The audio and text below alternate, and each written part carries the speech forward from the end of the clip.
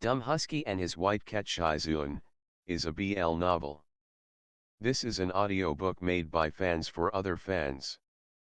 Disclaimer. Descriptive violence and triggers for sensitive content. If you don't like it, don't listen. Thank you. Remember, subscribe and click the bell to stay updated on all the new releases. Enjoy. Chapter 36. This venerable one has probably lost his mind. Chu Wanning didn't have time to think and reached out to support him. In the warm spring water, their skin was pressed against each other. Amoran suddenly felt a burst of electric sparks from his tailbone, causing goosebumps all over his body. Although he had held Chu Wanning, who was almost naked, at the Red Lotus Pavilion, the situation was critical at that time and he didn't have time to think about it, so he didn't have much of an impression of him. However, at this time, he had one hand on Chu Wanning's chest and the other hand was subconsciously supporting Shizun's waist. Their legs were rubbing against each other under the water, and the other's skin was becoming more and more slippery and warm in the spring water.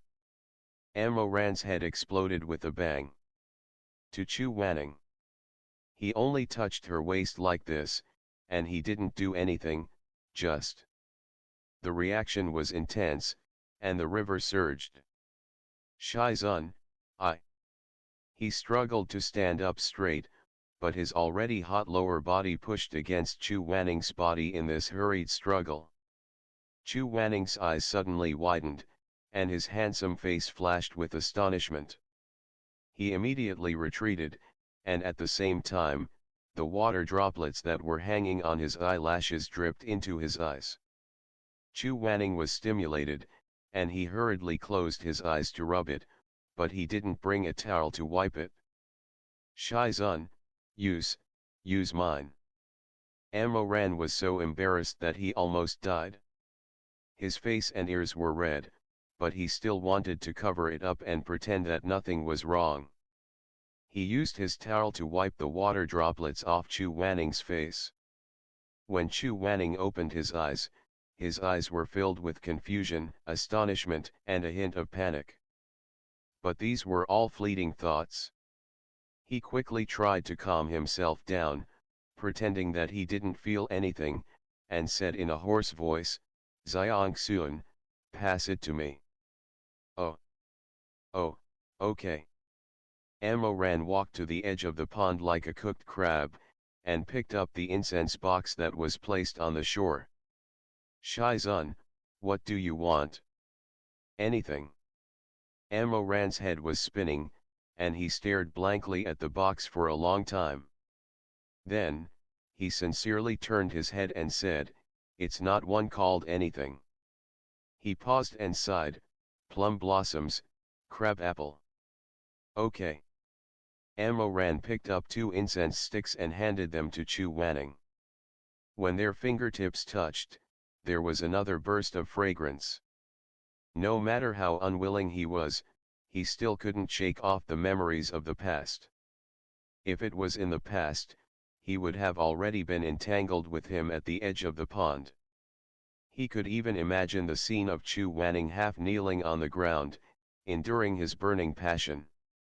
Shizun endured it until his starry eyes were half closed, and he couldn't help but tremble, but he was still fucked up to his climax. Amoran couldn't take it anymore, and his eyes were red with that kind of instinctive male desire. He didn't dare to look at Chu Wanning again. He felt that even if he were to look at Shimei now, it would still be safer to look at Chu Wanning. How could it be like this? How could it be like this? After hurriedly washing up, Amoran took advantage of the fact that the other 3 were still soaking in the water to say that he was sleepy, so he went back to sleep first. Returning to his room, he locked the door behind him. Amoran couldn't take it anymore, and he tried to relieve his desires. He didn't want to imagine Chu Wanning's appearance at this time, and he would rather imagine Shimei in the image of a beautiful woman. This would also make his conflicted heart feel a little better. However, both his body and his thoughts were out of control, and all that flashed before his eyes was the scene of him and Chu Wanning having sex.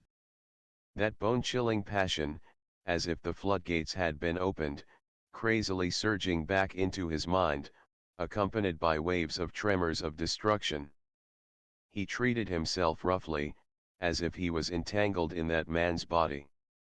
When he was on the verge of destruction, he raised his neck, and panted vaguely. He subconsciously spat out a name. Wanning. As he uttered those two words, he groaned, and his body trembled slightly. He released it without reservation, and his palms became moist. After venting, Amoran pressed his forehead against the cold wall. His eyes were filled with confusion. Shame, guilt, disgust, and excitement. He never expected that he would have such a strong reaction towards Chu Wanning even after his rebirth. He suddenly felt disgusted with himself. Although he didn't have Shime in his previous life, he had vented his energy in the 10,000 Flowers garden. However, that kind of love that seemed to be sentimental was actually nothing to him. Extinguishing the candlelight would only be like turning the clouds over the rain, just like anyone else. Even if Rongju was slightly attracted to him, it was only because of his resemblance to Shime. However, his feelings towards Chu Wanning were completely different. He could clearly sense that it was just an imagination, not a true fusion. He could feel an intense pleasure that he couldn't feel from those little girls. It wasn't just his body, there was also. He didn't want to think about it any further. He loved Shime. In the past, it would always be the same in the future. It would never change. After repeating this to himself a few times, Amoran slowly calmed his breathing, furrowed his brows, and closed his eyes. He was anxious, vexed, and more importantly, he felt a sense of sadness and grievance. He didn't want this. When his passion was about to come, he couldn't help but think about Chu Wanning. His passion retreated. He didn't want to think too much about anything related to Chu Wanning, even if it was a strand of hair, or a look in his eyes. He was almost paranoid, believing that he liked and loved him dearly. It was Shime. Chu Wanning's mind was also in a state of confusion. After all, he had directly and deeply felt Amoran's desire. The young man's body had developed very well, and he was already very astonished. When he was excited, he was hard and hot, like iron that was ready to explode. Although Chu Wanning's face quickly regained its composure, and he didn't mention it again, that feeling still made his scalp tingle, and he didn't dare to believe it. What was even more difficult for him to say was that he had actually had a reaction at that time. Fortunately, he was thin-skinned. Even when he was in a hot spring, he was used to wearing a bathrobe. His entire body was covered well, and no one could see him. Otherwise, he wouldn't have a place to hide his face. But why would Amoran? At night, he lay on his bed and thought about it for a long time. He didn't dare to imagine that perhaps Amoran also liked him. This thought was too crazy, and too shameful. He only thought carefully, perhaps Amoran also likes him. Before the word himself could appear in his mind, Chu Wanning pinched himself fiercely. His pair of phoenix eyes were bright and clear, yet they were flickering and hiding. He didn't even dare to think of a complete sentence. After all, he was fierce and liked to hit people. His mouth was vicious and his temper was not good. He didn't look as beautiful as Shime, and he wasn't young either. Even if Amoran liked men, he wouldn't be so blind as to fall in love with him. He was so arrogant. And in his heart, because he had been neglected and feared by others for too long, in this long and lonely journey, he had gradually felt inferior to the dust. The next day, he woke up. Ran and Chu Wanning met in the corridor of the inn. Both of them had their own thoughts.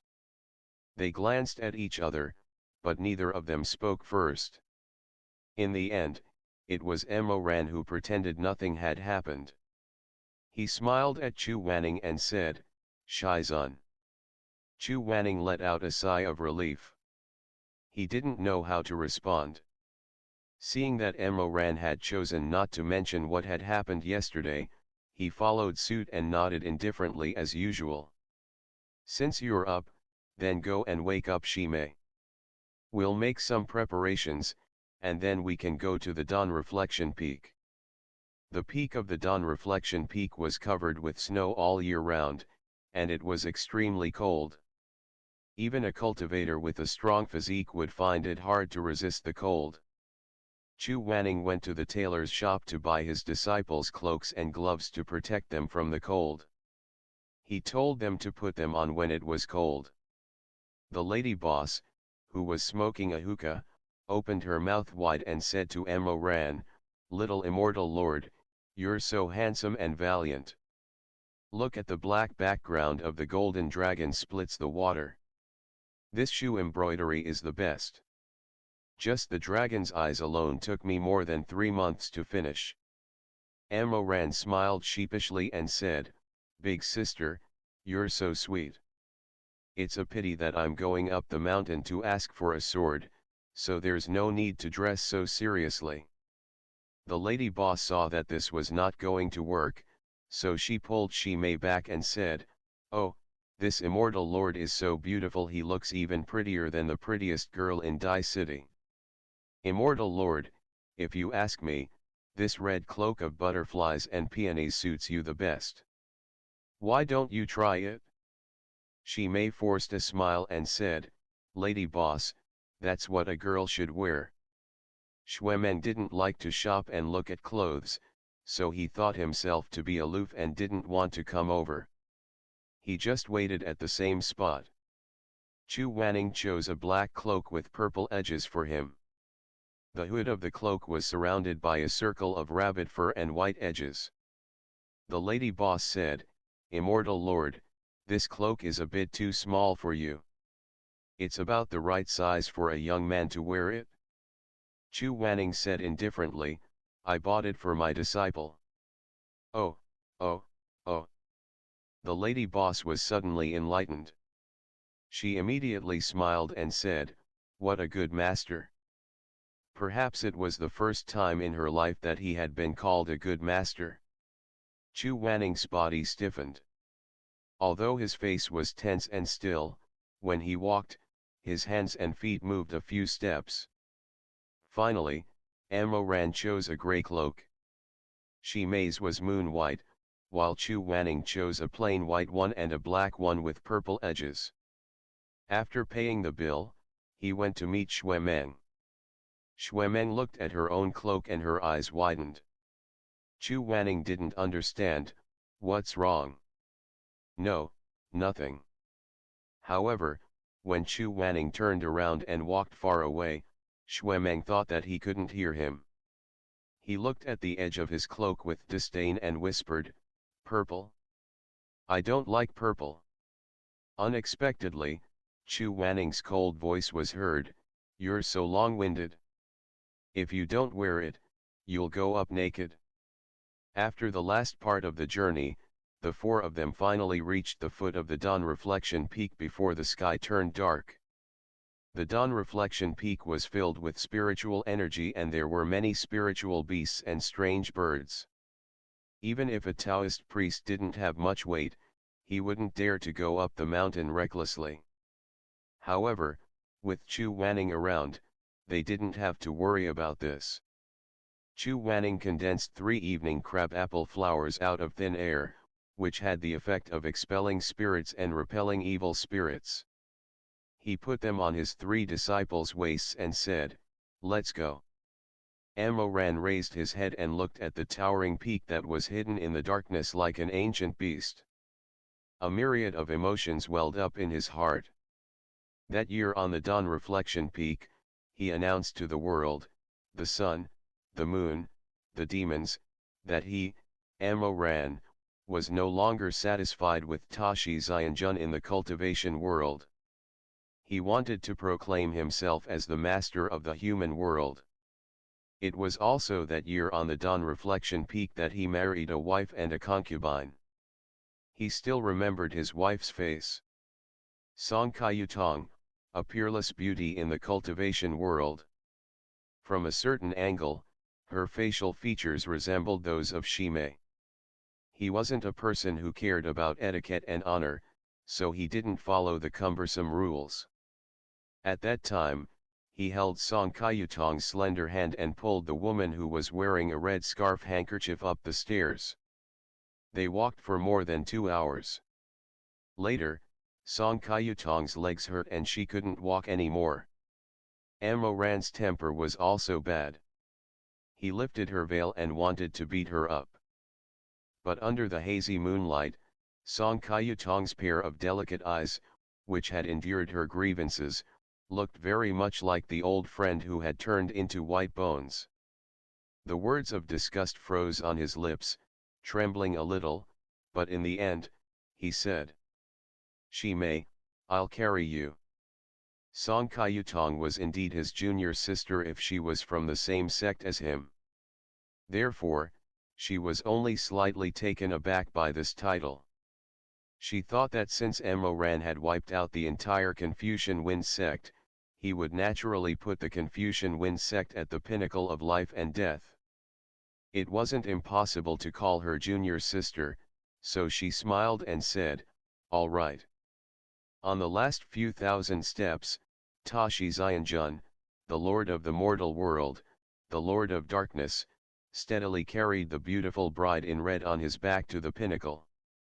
He lowered his head and looked at the mottled figures on the ground, their strange postures overlapping each other.